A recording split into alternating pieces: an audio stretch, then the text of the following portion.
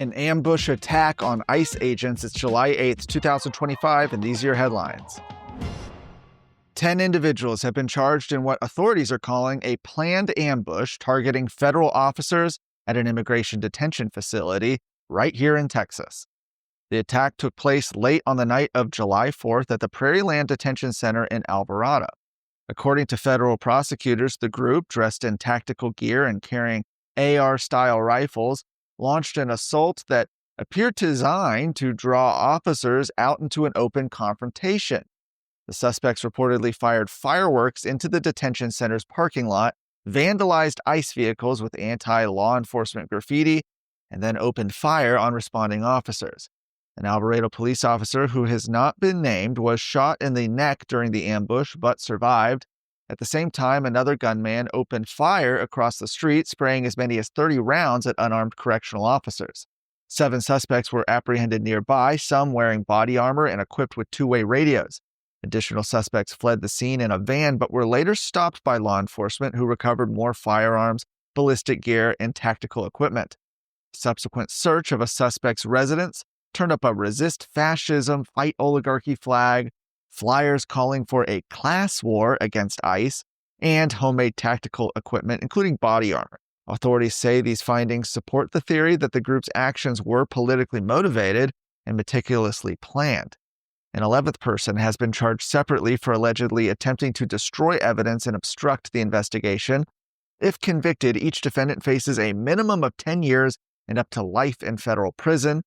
The FBI is also investigating whether the same group may have been involved in a similar shooting at a Border Patrol facility in McAllen earlier this week, where an agent was targeted by someone firing from a distance with a similar weapon.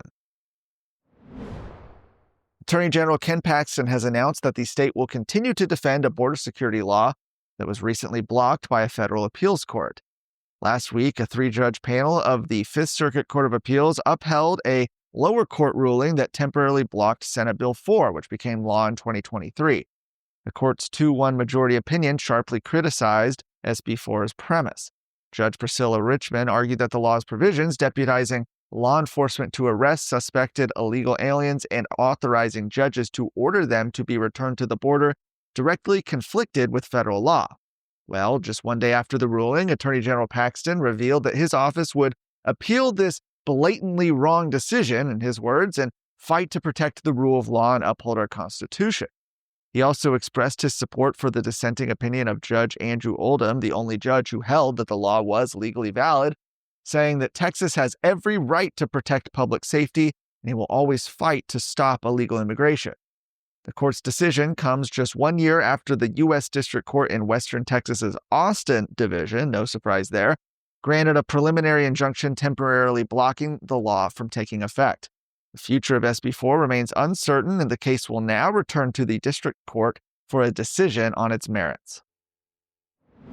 What are the important things out there in Texas politics and Texas news that matter to you, and what can you do about it? That's what we want to bring you with the Luke Macias Show on a weekly basis for 20 to 30 minutes. That way you can get the information and go do something for the rest of your week. I look forward to coming to you every Wednesday.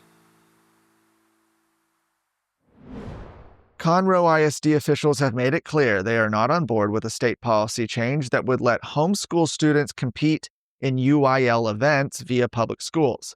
Trustees voiced opposition to allowing homeschoolers to participate in UIL activities within the district at the most recent board meeting. The UIL, operated by the University of Texas at Austin, provides leadership and coordination for public school extracurriculars.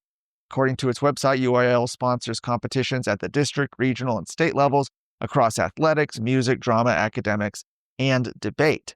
The conversation stems from Senate Bill 401, which was passed during the session this year and signed into law by Governor Greg Abbott. The law amended the Texas Education Code, granting school districts the authority to adopt a policy declining participation by non-enrolled students in UIL activities. In short, the law gives local school boards the option to opt out of allowing homeschoolers to take part. Meanwhile, the Texas Homeschool Coalition is actively encouraging districts to opt in. For more of today's stories, go to texasscorecard.com.